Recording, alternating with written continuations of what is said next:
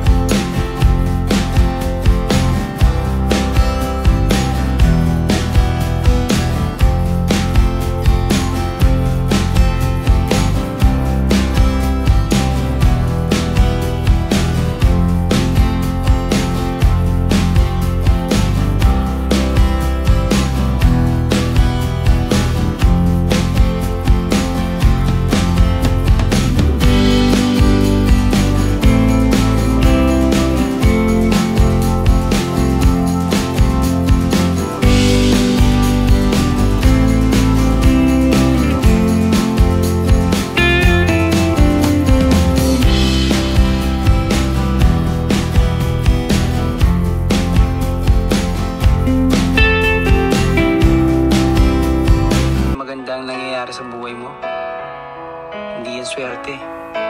Blessing yan. Kasi, mabuti kang tao.